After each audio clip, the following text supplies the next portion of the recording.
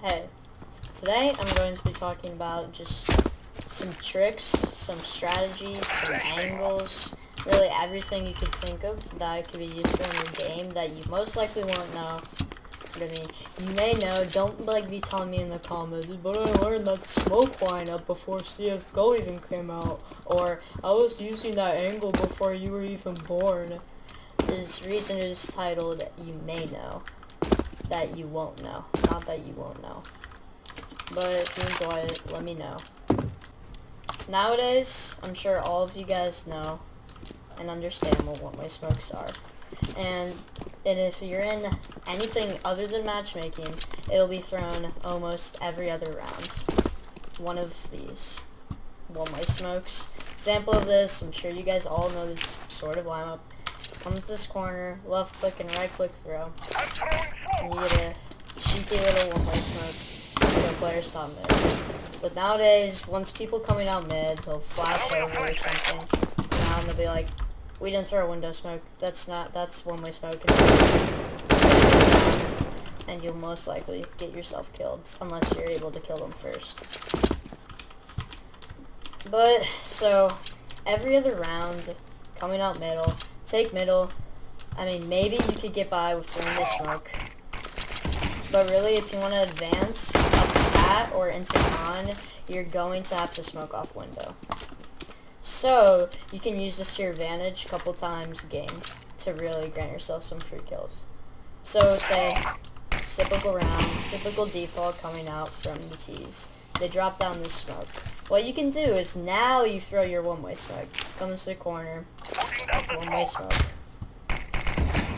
Now, once this smoke fades, then you'll get yourself a huge gap that you can see through, and unless you're playing against like FACEIT level 10s, ESEA, A+, 3000 ELO, you're really just gonna get some free kills on some unsuspecting players out mid. But I mean, if you do this a couple times a game, obviously they're gonna catch on and they're gonna spam it down. But that's just a nice weird way to get yourself some free kills. Next thing I want to touch on is understanding that nades go farther compared to when you throw them normally and when you jump throw them. You may be like, yeah, that's pretty obvious. That's why you jump throw, but instead of like, say you're under, you pushed under CT side, and you want to nade mid or you want to molly boxes mid.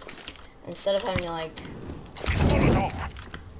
and maybe miss it, you can actually just run and jump right back and aim down a little, get like the trajectory good and like, like your maps and crap, and then you get nice molly and it'll go farther and it's a lot more consistent, and it's also very cool. You never see people going like that. I don't know. Just something to think about, not to forget, because when you're trying to nade something from far away, so you're back here and you want to nade palace, use that instead of not being able to reach it. Next thing that I want to emphasize the importance of is jiggle peeking. Jiggle peeking, if you don't know what it is showing like just part of your body. So an offer who scopes in on you expecting to peek, sees like your shoulder come around the corner, and then they shoot, and they don't kill you unless you're Kenny S, and then you can just swing on them and kill them. I'm sure everyone understands the basics of that, but I want to go into more depth about how you can use this if you're low on nades. For example, let's say that I know I'm retaking a bomb site. I'm coming from CT side. I know that there's an opper present on the bomb site, and they know where I am, so they're going to be scoped in on me. Instead of coming in here with a rifle, and trying to clear these angles, you go like this, and then you go like that. When you finally get to the angle that they're holding, you're not gonna kill them unless they whiff, or they like look away from their screen. They're just what oppers. They just see movement and then they shoot. So you're going to go down. And it's not a favorable fight unless you're pre-firing them, firing every single angle. Like, it's just not something that you can do. But what you can do is just jiggle, boom, boom, boom, boom. And you can really just clear out about anything. And once you finally reach the angle that they are holding, they shoot, you can use that to advance to a better position onto the bomb site and get closer to them and be able to take them down. So I'm sure you guys all know that when, like, say, jumping down from a box, even the tiniest fall, you will make a ginormous sound and you literally become an elephant. Like, what even is that? Why am I so loud? Do I weigh 2,000 pounds? But I'm going to show you how to get down from some spots where you normally make so much noise and get away with making literally none.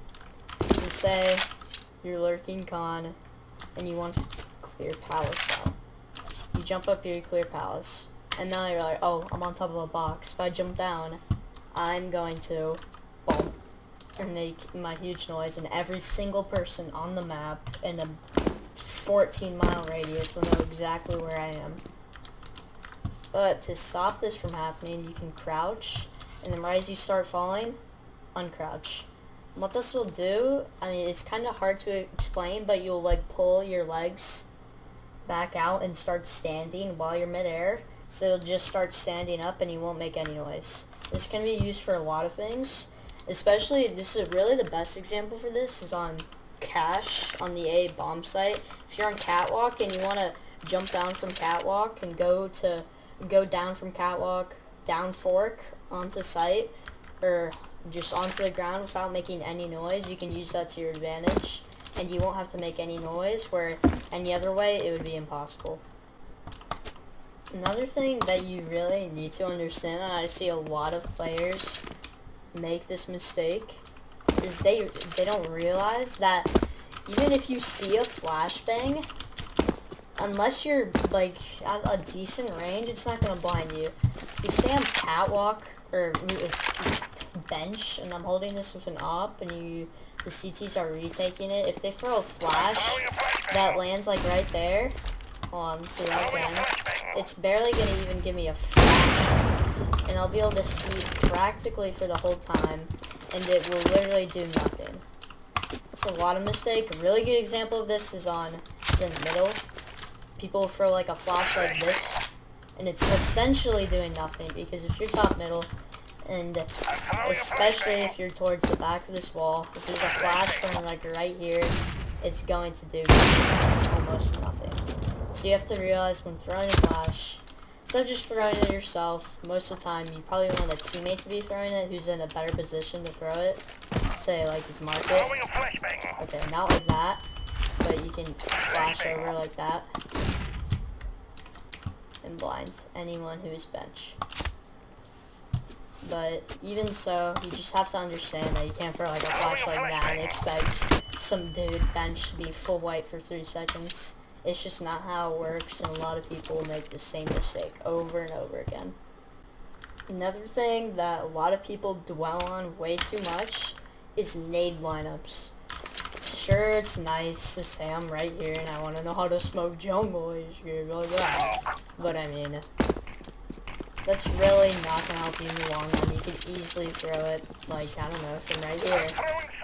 And you don't have to take all that time to dwell on and measure and memorize all of those different smoke lineups, flash lineups, molly lineups, and even nade lineups, when you could just be focusing on becoming a better player aim-wise and game sense-wise. I've seen so many people who know how to smoke window on Mirage 27 ways while they're still aiming like this when they're walking around. And they don't know how to counter strafe. It is really disappointing. I don't even want to say disappointing, but just frustrating, really, to see people, because they spend, like, all of their time learning all these nade lineups. And sure, that's all good, but you should get down the basics of aiming and everything before that. Once you become, like, a good player, you certified good player, then you can take your time to learn all the smokes. But I mean, obviously you need to know the basics, like how to smoke CT from T-spawn, or how to smoke top mid, everything like that.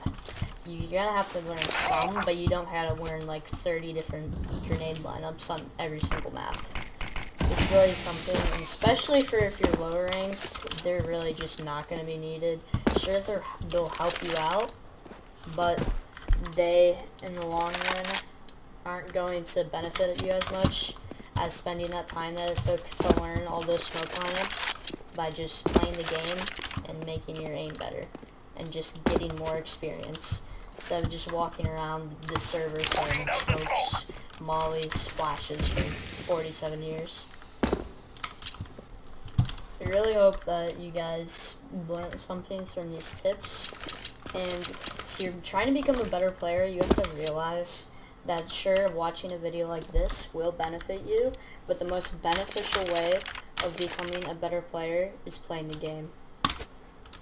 It's playing the game, getting into a game, aiming at people, shooting people in the head, and learning how to do certain stuff, not watching like some nade lineup videos or me ramble on. But even if you did enjoy this, just know that. But anyways, hope you enjoyed it. I'll see you later.